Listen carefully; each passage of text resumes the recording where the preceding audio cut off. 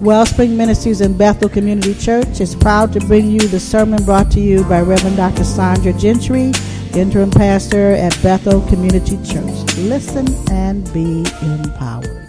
I want to talk to you about the color of God today. This has been on my heart for a while. I want to know, what color is your God? What's your standard? What's your shining star? What are your principles? Who determines your outcome? Who guides your choices? I want to know what color your God is today. If your God is all knowing and all omnipresent, and if your God is your protector, and if your God is the one who sets a standard for you, and is your God the one by whom you make choices? I mean, is your God the standard bearer for you? I want to know today, what color is your God? And what will you do to accomplish what your God tells you you need to be doing? Because, see, your God is the one who sets the standard. God is the one who makes the principles by which we make choices. God is the one, in fact, in this nation, the Constitution was built on the principles of God. Our laws came out of the Ten Commandments. You know, this country was formed under one God. And we set our standards by that God. So today, I want to know, does your God have a color? Because we often say that our president is the head of the country whose standards are set, or used to be set, by the Ten Commandment standards, and our laws conform to that, and the president is the ruler that we follow. Now, y'all all know that his color is black, but I suggest this color might not be. It might be green. It might be green, the color of money. It might be biracial, the color of many people. It might be multicultural. I don't know, but and it might even be red, but I don't think it's the color of white. And I don't mean white people. I mean the color of holiness. See, because in the Bible, the color white stands for holy and pure. Has nothing to do with the color of your skin. And the color of green stands for possessions and money. Don't have anything to do with the color of the grass. And so I'm wondering today, what color is your God? I found some answers in Lot's predicament. And I read you the text and showed you where Lot made some choices according to the color of his God. You see, Lot was wealthy just like Abram. And they had to make some choices because they couldn't all fit in the one space that they were dwelling in. They outgrew the land. And he had to make some choices. So Abram said, Lot, you can take whatever part of the land you want, and I'll take the leftovers. But Lot chose the wealthy land. Lot's God color was green. He said, I need to go where I can make the most, where I'm going to be the wealthiest, where I got all the resources that I need. Sometimes we choose resources. Sometimes the color of our God is the color of whatever resources we want in order to get where we want to go. I'm suggesting to you that the color of our president is the color of the resources that he wants to get wherever he has to go. That's a big statement. Lot said, he looked around and he said, well, I'm wealthy, but I want to be a little more wealthy, and I want to make sure I got all the resources I need. And he looked towards Sodom, and Sodom was a land that had lots of water. And he said, I got all these cattle, so I want to make sure I go where there's lots of water and lots of grass. And so he chose the best land. But his choice was a carnal choice. His choice was a human choice. His choice was a natural choice. He didn't choose the spiritual piece. He chose the natural piece, because Sodom was a wicked land. It was known to be wicked. It was known that their standards were low, and it comes out of, I could give you all the history of that, where Sodom came from, all the way back to Noah, but I don't think that's just going to make a big difference today. Don't matter where it came from. You see, you can come from any place. What you do with the place that you're in is the point. You know, so you can come from, your heritage can be anything. You can have anything in your family line. Don't matter what color you are in your family line. What matters is what you do where you are. Lot made a choice. You see, he chose to do something that would gain him more money, but lose him his spiritual well-being. You know, sometimes you got to choose your resources. What's your resource here? Yeah, you know, you got to choose them, and the resources that you choose are lined up with the God that you follow. Lot chose what he thought was the best place where he would be the wealthiest. He made a natural choice. And don't we do that sometime? We make a choice that we think is going to make us happy. We make a choice that we think is going to get us the person that we want to live with. We make a choice because we think it's going to get us the houses we want to live in. We make a choice because we think it's going to get us a job that we want. We make a choice because we think it's going to make us happy for the moment. But we make the choice and find out that the resource we chose was diseased. It was blighted. It was not healthy. And we begin to live the life of the resources that we chose. Help me out here, somebody. Oh, that you live the life of your resources. So your choices make a difference. If you choose an ungodly resource, if you choose a resource that's limited to just getting a feel good, that's all you get for the moment is a feel good. It don't last. Oh, and even after it's gone, what do you have? No feeling, either no feeling at all, or a bad feeling, or an empty feeling, because it was a temporary human choice. Lot chose the resources, the human resources, in spite of the fact that he knew that choice was a bad spiritual choice. Oh, how many times do we do that?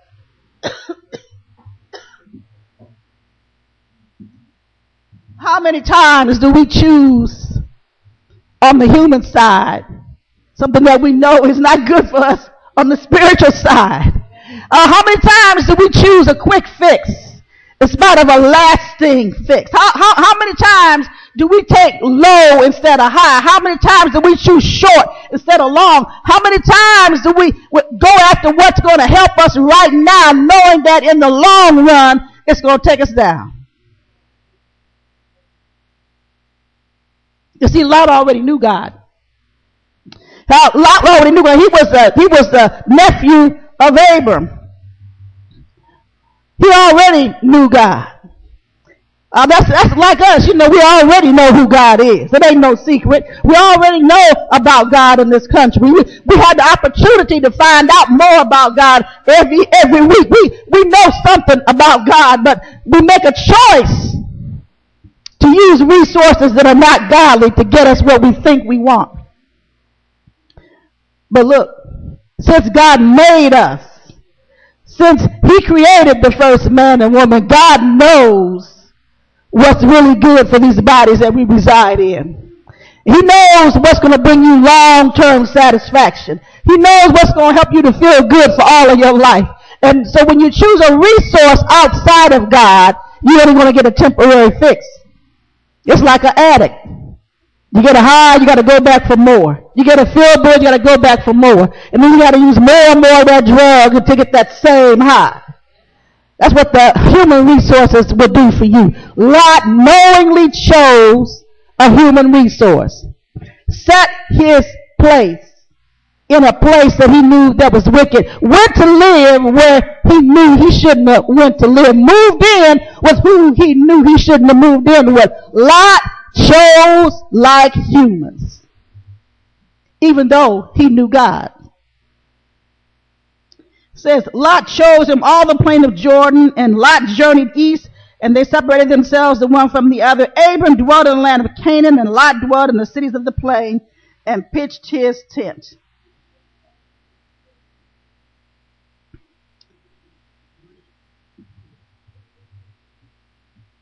The word one in verse 11 is related to the word men in verse 582.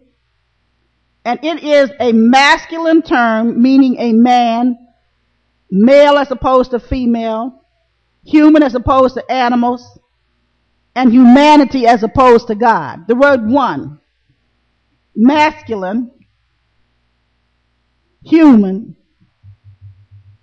in contrast to God, and female and animals. And when they use the word men, it means to be weak. So when they're talking about one, and they're talking about men in this text, they're talking about somebody that's weak.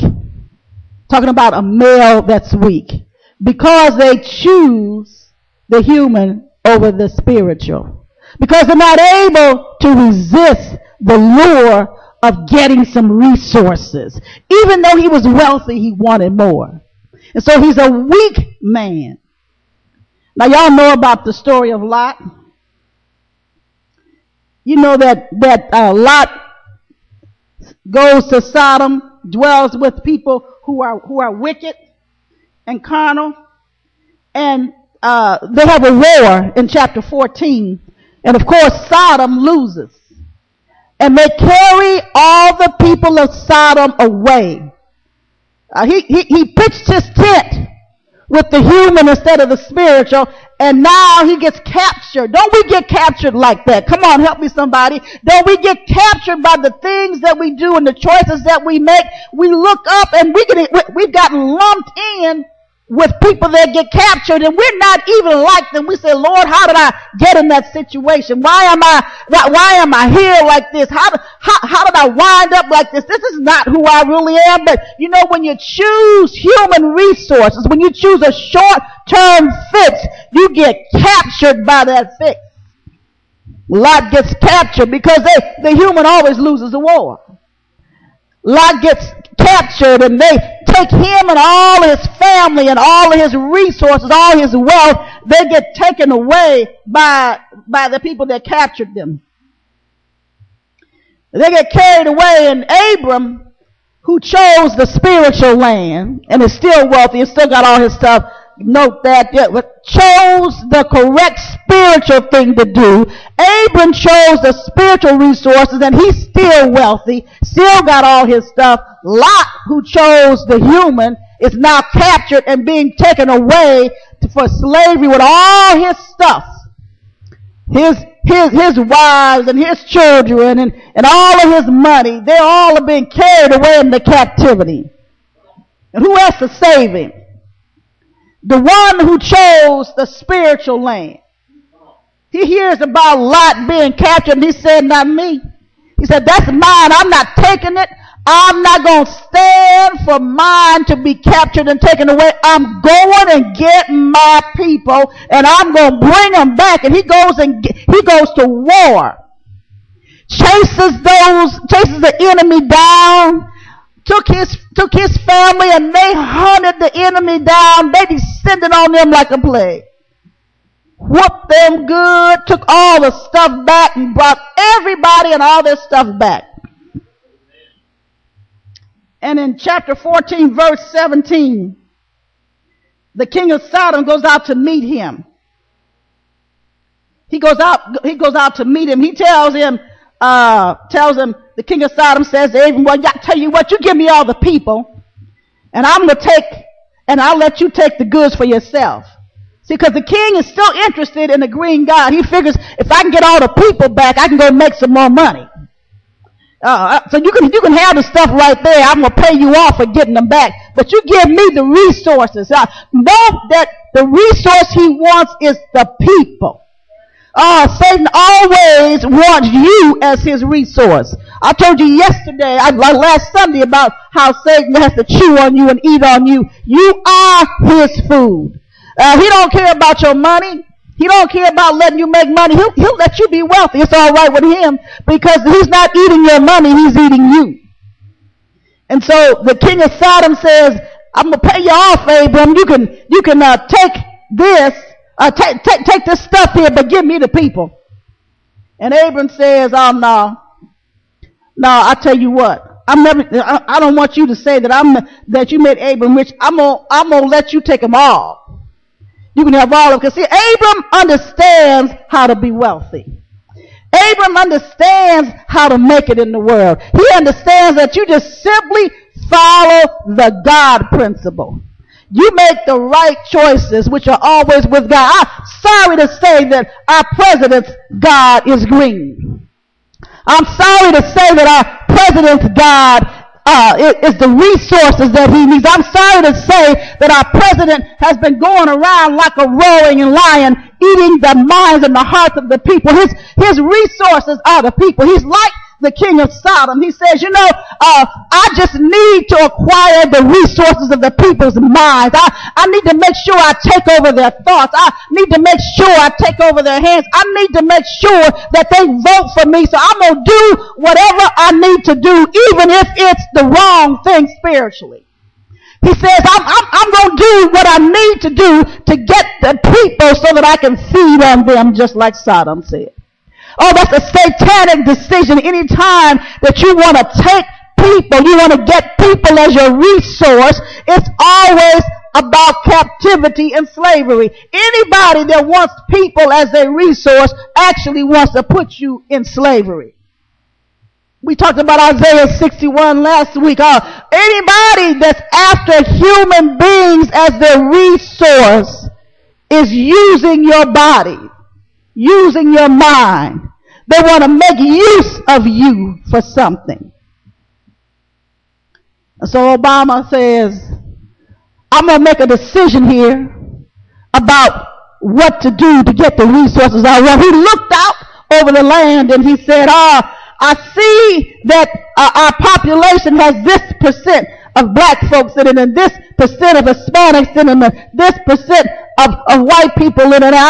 I need to get the resources of their votes, of their mind, and what do I need to do that?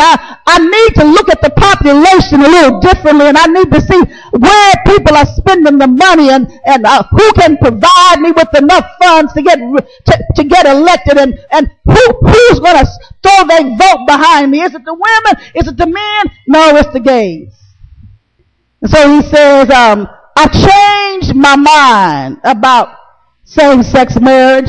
And then he had the nerve to blame it on his family and say that he changed his mind because at the dinner table, as the president of a nation says, I changed my mind because at the dinner table, my children and my wife wanted me to change the mind, and they talked about that. So I can't imagine a country's president making a decision based on what his children said, who are not even teenagers yet. Well, one of them might be, but I mean, they're children. I can't imagine somebody's leading me who makes his decisions based on children. No, he just told a lie. He needed to tell the truth. He made that decision to get the gay vote. He wanted the resources, the people resources, just like the king of Sodom. But let me tell you how Sodom lost that war. They went to fight their enemy in tar pits. You ever try to fight somebody in pits with asphalt? Actually, the word is asphalt. They went to fight the enemy, and in the asphalt pits, they couldn't get away fast. That's how they lost the war. Sometimes you make your journey. We make decisions in asphalt pits. And when it's time, when you see you're going to lose, you can't flee, and you die in them pits. Oh, I pray that our country doesn't make decisions in an asphalt pit. Because you can die in an asphalt pit. There's sometimes you can't even get away in the asphalt pit. You see, everybody couldn't make it fleeing to the mountains because they had to get out of the asphalt pit. Sodom lost like that one battle. We ain't even talked about the other stuff they lost, but they lost that. Today we're in a battle. Are we going to follow a God of green? Are we going to do whatever we need to do to get the resources to get what we want? The very next day after the president made that statement, he got $1 million in donations from the gay community. Very next day. So who's leading? What God are we following? You see, if you're following the God of your leader, you're in the same trouble as the leader. All through the Bible, Israel's kings. Oh, I wish I had time to give you the history of the kings of the Hebrews, because the kings that they had, you can just read it yourself in the first and second Kings and Judges. They kept having kings who led the people away from God, and every time they did that, the nation was captured. And then they had to beg and plead and say they were sorry, so that God could rescue them and send them a rescue. You could say that about a lot of countries that are not even in the Bible. Solomon was led away from God by the wives that he chose. Affiliating with Jezebel, the wife of a king that was supposed to know God. He got led away by the resources that he chose.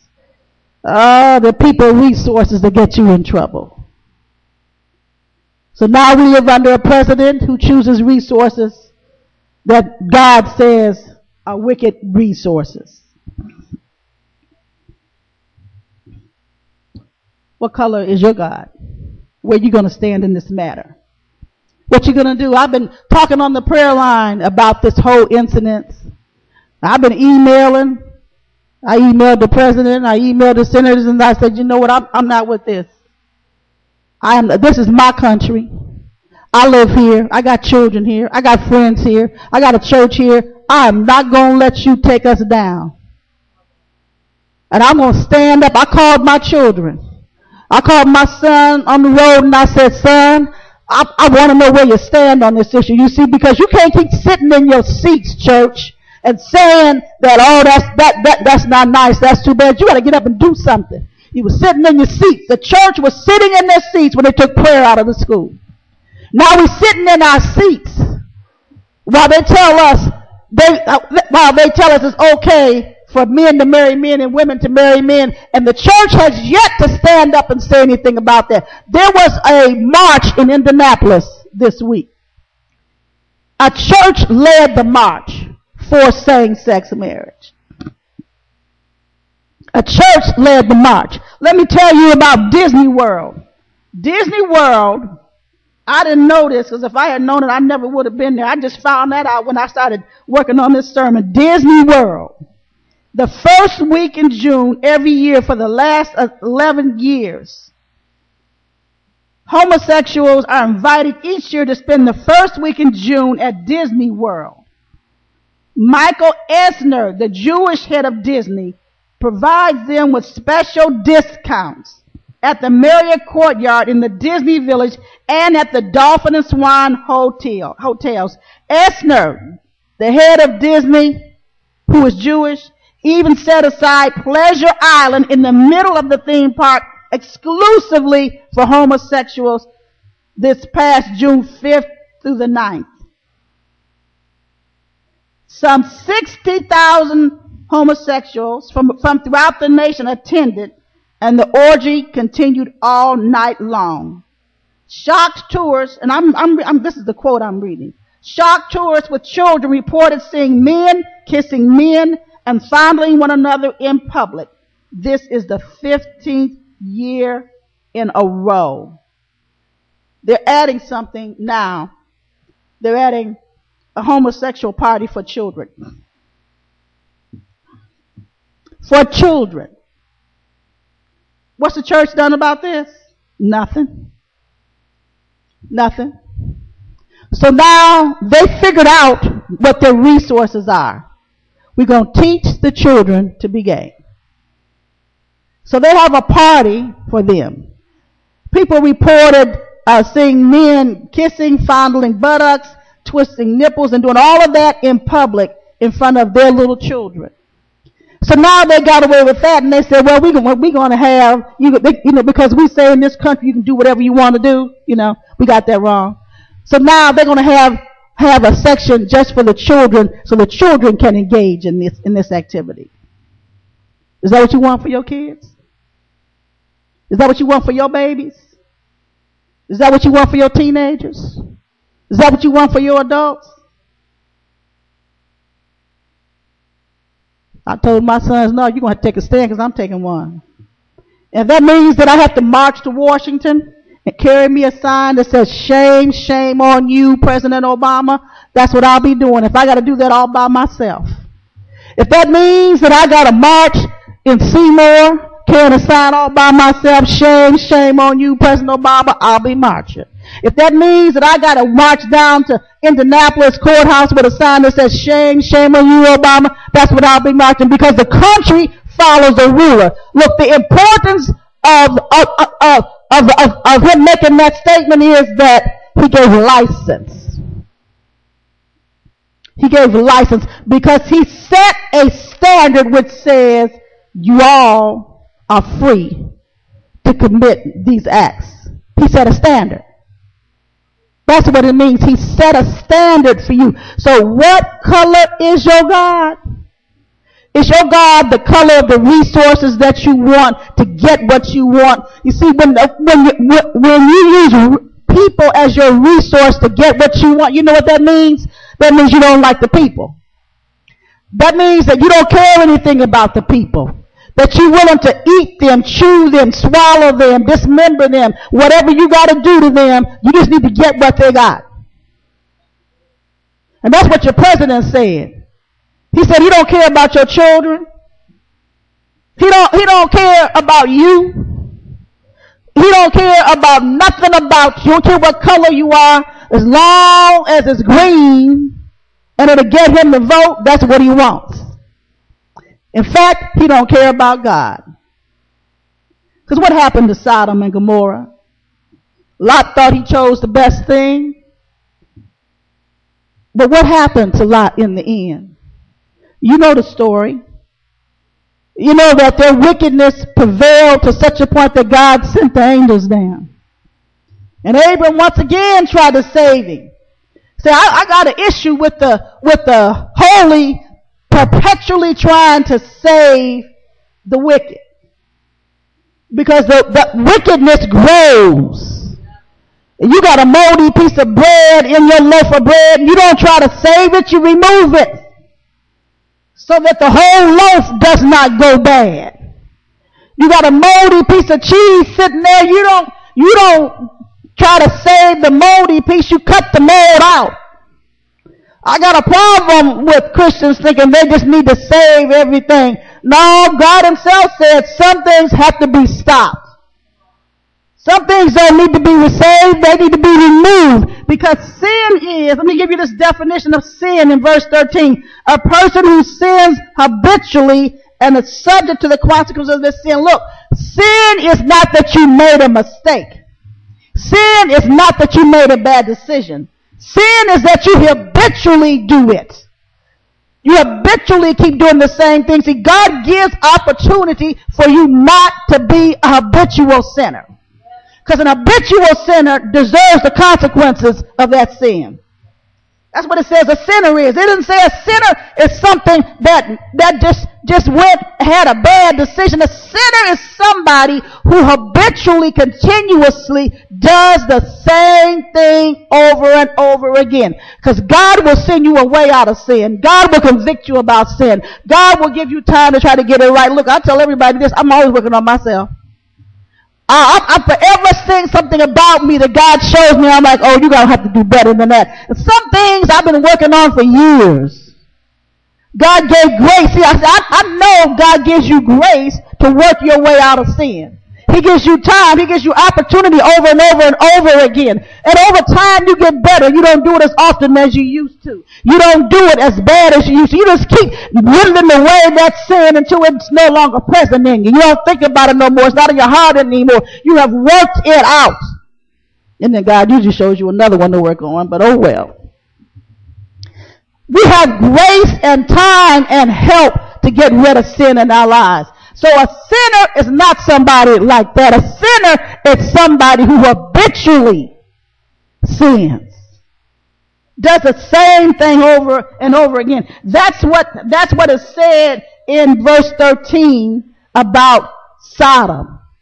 says that they were habitual sinners over and over again.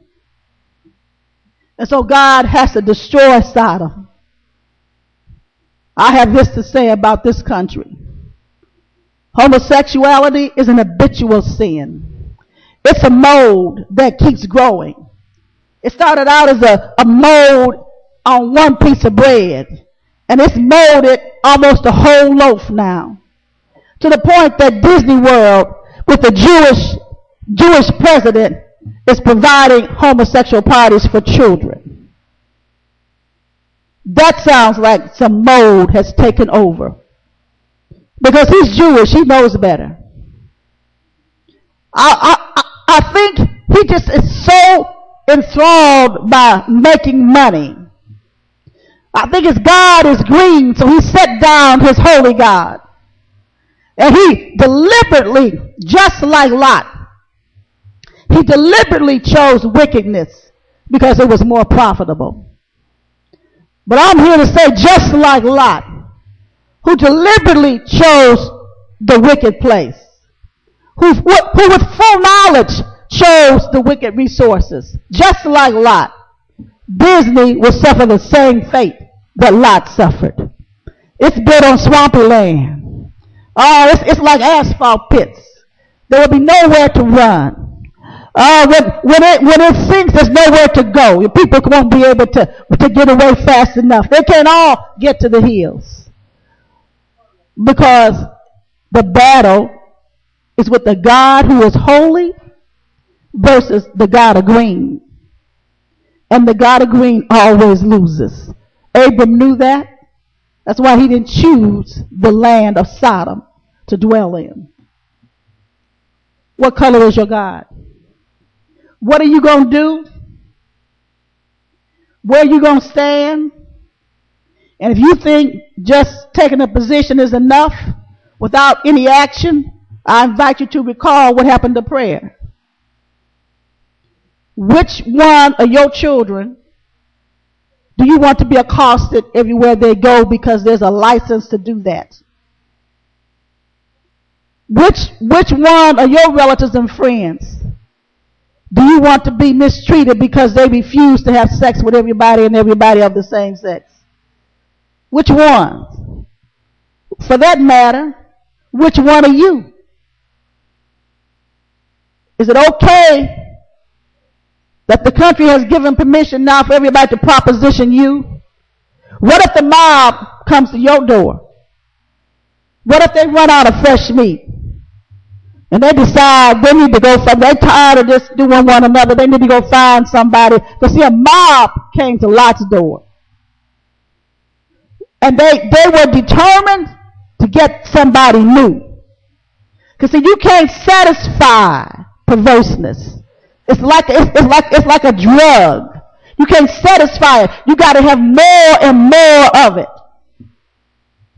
That's how Satan chews away at your bodies. You got to have more and more of it. And so they couldn't get fulfilled with one another anymore. They needed somebody new. They came to Lot's door so they could rape the angels, gang rape the angels. Why do you think that that's not a possibility in Seymour? Because they just got a license. Why do you think it can't happen to somebody you know? Or that it can't happen to you one day? If we sit and do nothing, somebody's going to be knocking on our door. If we sit and do nothing, our kids are going to be stopped in their cars. If we sit and do nothing, our children are going to be accosted in the bathrooms. I told you, I read you that quote from 1987. If we sit and do nothing, we used to say that if you went to jail, it wasn't safe to take a shower because the men would rape you and the guards would allow it. Well, what do you think they're going to be doing out here on the street? If we sit and do nothing, your kids ain't safe in school. If we sit and do nothing, they're not safe in churches.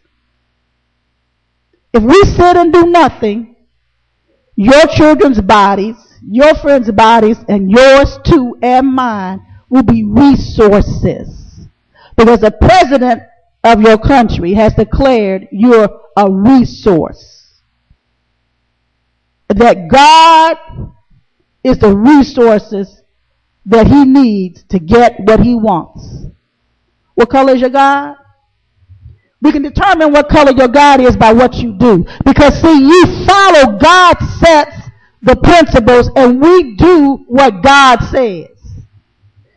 So if your God is holy, we aspire to do what God says. If your God is green, you aspire to do what that God says. As far as I'm concerned, Obama has shown his colors twice.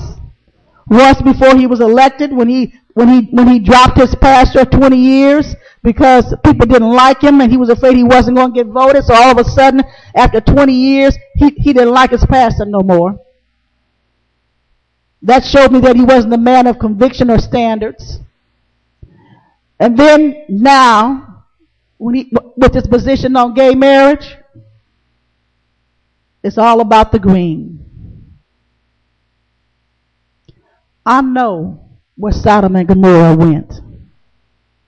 Because we know that fire came down from heaven and destroyed Sodom and Gomorrah because they couldn't find 10 men in Sodom who would follow the standards of God. They couldn't find 10. I asked the Lord in prayer this week for 1 million people. I said, God, can we get 1 million people? Can we get 1 million Christians to take a stand and say, no, I'm not going to be quiet because my president is black and I'm black? Can we get 1 million to take a stand? Lord, so far, I think I've racked up about 240. I said, Lord, it's a long way from 1 million. He said, a remnant is all you need. I'm saying, Lord, I need 1 million remnants, not 240.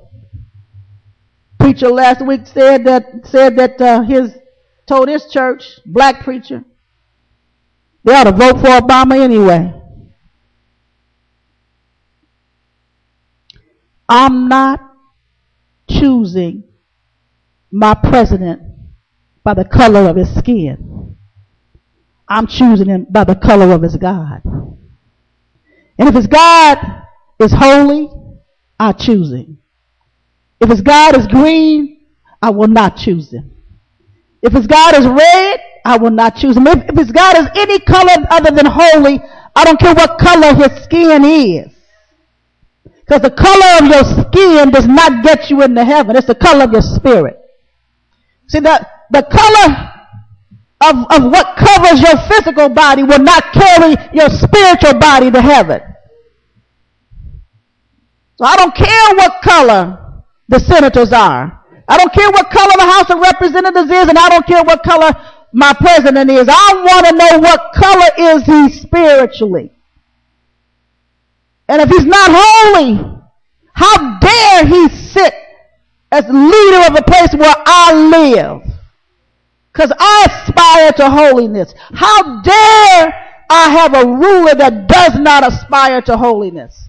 I don't care what color he is, how old he is, whether it's a male or a female. How dare anybody think they have rule over me who does not aspire to holiness? I will not.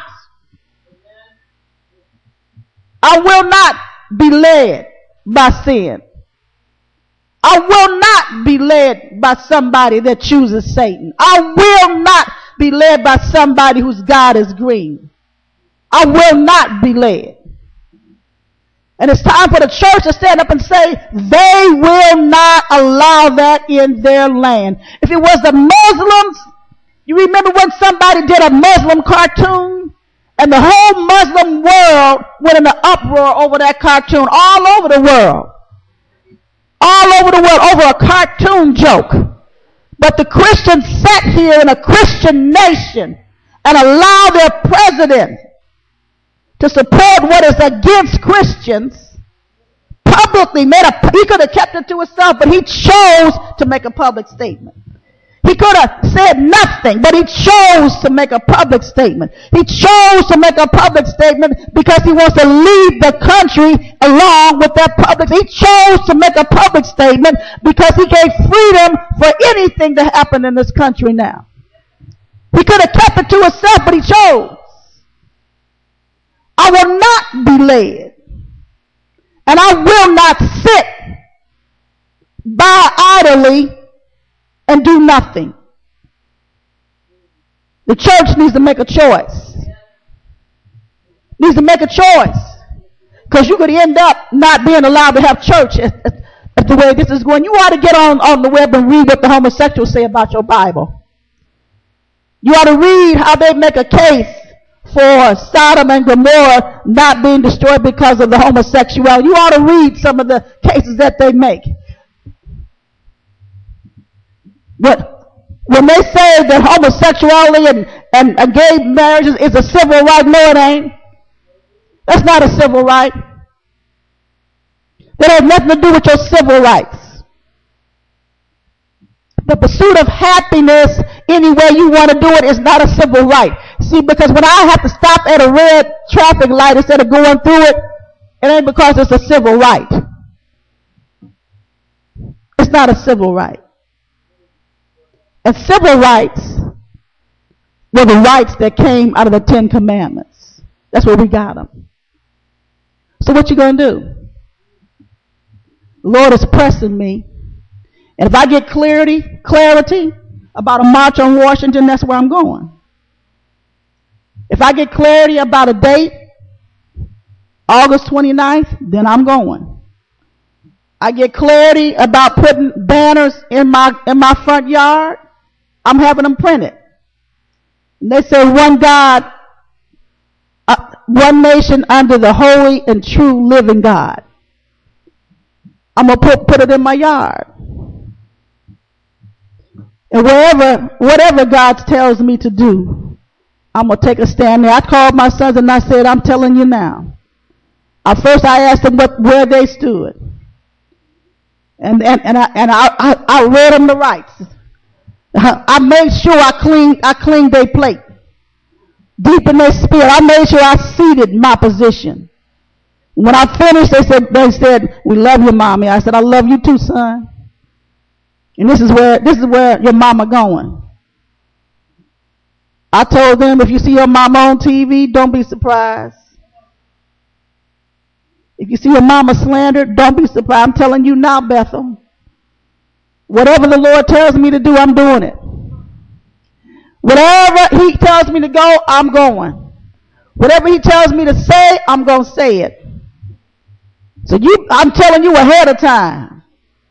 Because you might have to say, we don't know that crazy woman.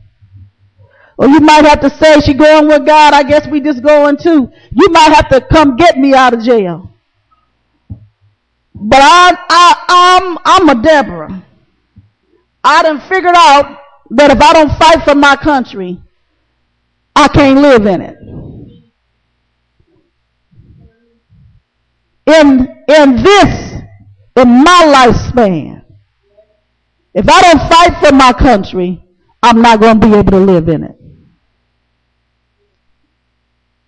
There's a chasm. Just like Moses, he came down and he said, what you doing? Why you make them wicked choices? What's up with that? He said, choose you this day who you will serve. That's what the nation needs to do. They need to choose this day who they will serve. And they need to be bold about it. They need to choose and they need to act. They need to do it now. What color is your God? He's holy. And he's your resource. Or he's green and you're using up people for your resource. See, green grass gets eaten. Holiness does not. Lord, I thank you today for the sermon. I thank you, God, that you will not allow us to be idly consumed by the world. You won't allow us to be idle and then to be consumed by the world, God. You won't allow us to be passively sitting there while somebody's chewing away at our sons and daughters. You won't allow us to be sitting there passively while somebody's eating our feet and toes. God, you won't allow us to be sitting there passively while somebody is eating up our heart, God. You won't allow us to be passive. That you give us forewarning, God. That you remind us this is what the Holy God says about this situation. This is not something new. It's happened before. You got it in your text. And if you fail to act, you won't even be able to get your lots back, because they got carried away in captivity, and it wasn't the king of Sodom who was able to save them.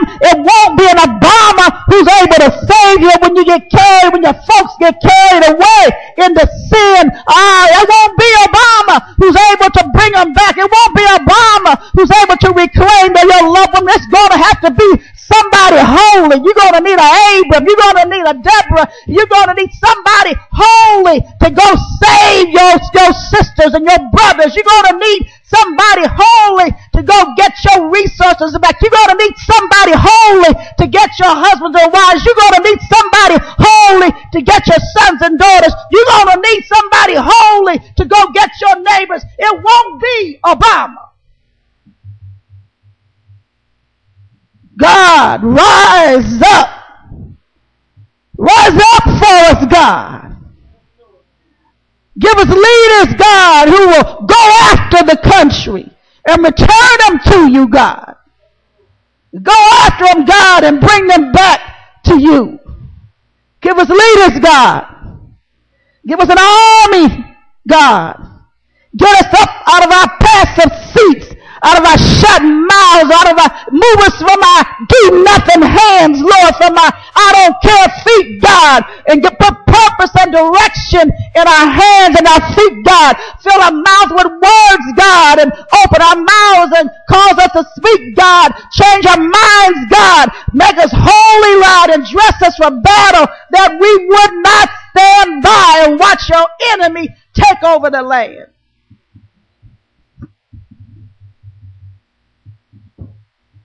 Put us at war for you, God, with holy resources, God. Every time that we open our mouth in opposition, let conviction fall like dew that saturates the ground. Every time we open our mouth in opposition, God, for you, God. Let conviction come down like a sledgehammer, God. Every time that we open our mouth for you, God, let conviction come down, God, and consume the hearts of the people, that they might do like in times of old and fall on their faces and say, we choose God. God, this is an Elijah moment in the United States. Oh, God, we got a Jezebel up in the White House, God, and we got a ruler, God, that sets the homosexuality as the priest of the land, God. God, we got an Elijah moment, and we need an Elijah to rise up and confront them and say, I challenge you to a duel with the Most High God. Oh, God, we need a leader like that, whose fire will lick up the fire of homosexuality. We need, God, a leader who will take us out of this pit of asphalt before we are consumed and destroyed. Let us not be passive. I'm ashamed that in my lifespan, prayer was taken out of the schools. I'm ashamed. I'm ashamed, God, that I didn't demand that prayer be part of every school day. I'm ashamed, God. Let me not go to heaven with another shame mark. Oh, God, how are we going to enter the gates of heaven when we could not take a stand on earth? How are we going to knock on heaven's door and expect an entrance, God, when we were too weak, too mealy-mouthed, too know-nothing, too do-nothing, too silly, too lazy to take a stand on the ground that you gave us? How are we going to stand on holy ground? Oh God, why should you open your door to somebody that couldn't take care of what you gave them?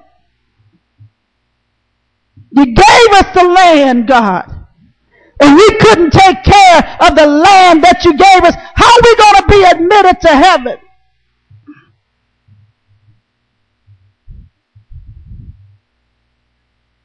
God,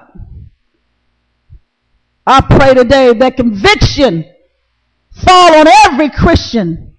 Oh God, just like you took care of the lady in Texas, and just like you took care of the lady in Ohio while we was praying in Indiana, and you took care of the lady in Indiana. See, I know you are omniscient, omnipresent, God. You can be everywhere at all times, God. Right now, while I'm praying this prayer, God, I ask that conviction go off like a light bulb in the head of every Christian. That conviction go off in the heart of every Christian, God, and that they become dissatisfied with saying nothing and doing nothing.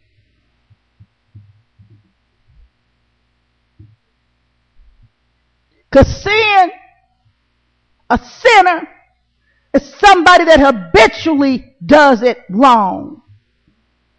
Oh God, let us not be like that, God.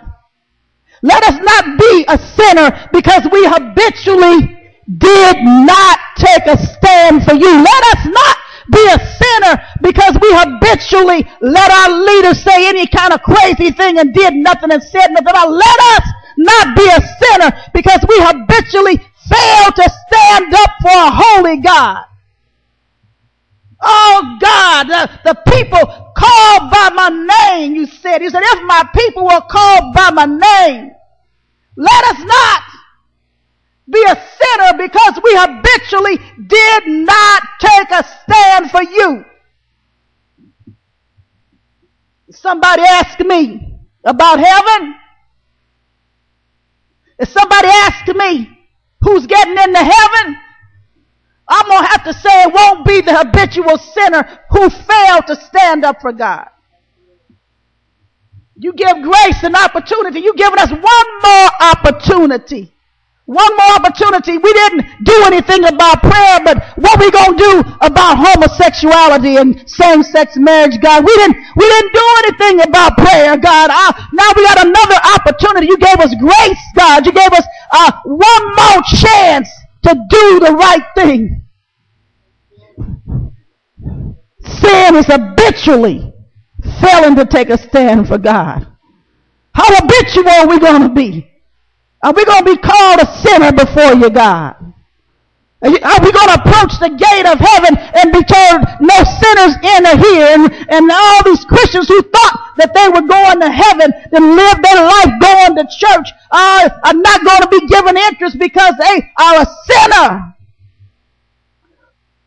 A sinner who outlived grace in their sin. Nineveh got a chance to repent. They were just as wicked. They were just as wicked. God sent Jonah. Got an opportunity to repent.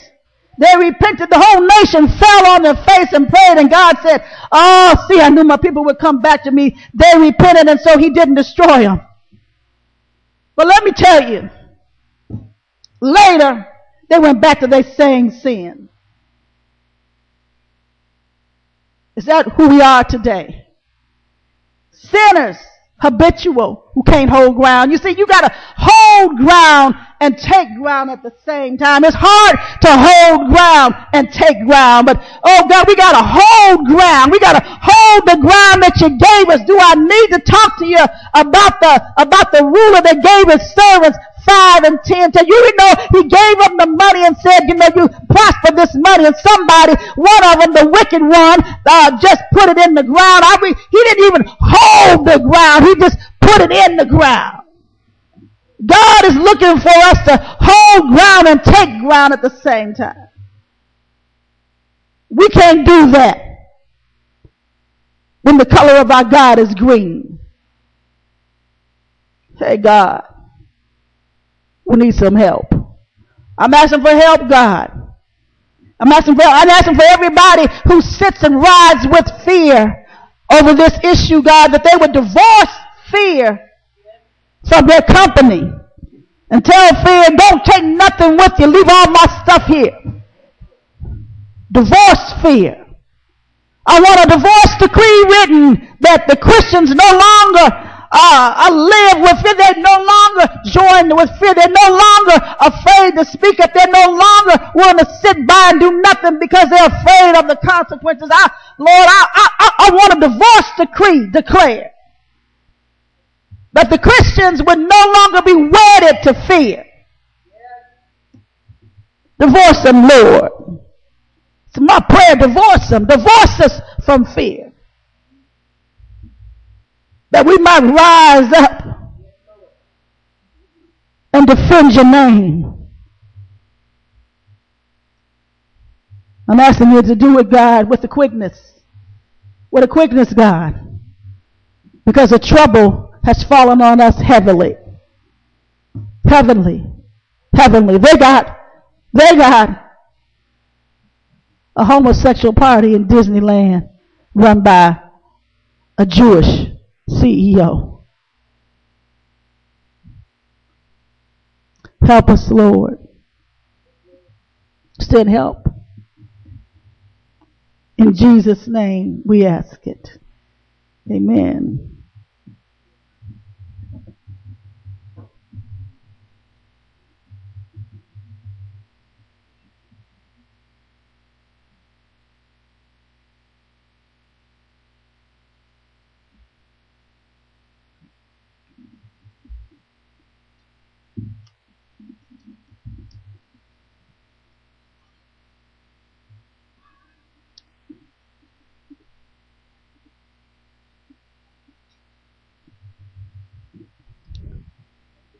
We need an oil of holiness.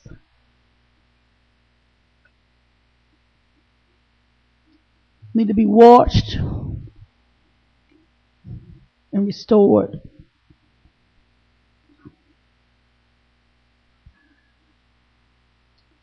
I ask that you reflect on what you're going to do. What are you individually going to do? What you going to do?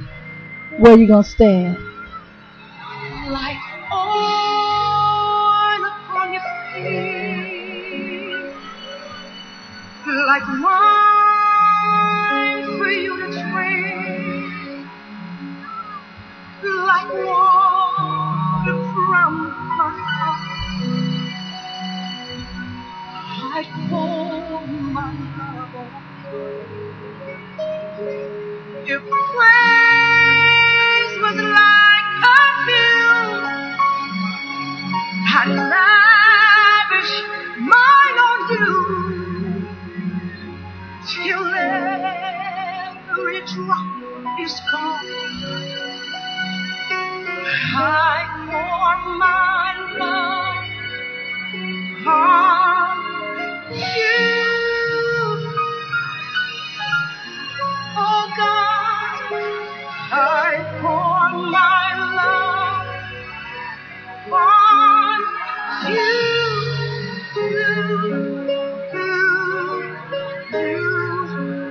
I pour my love on you.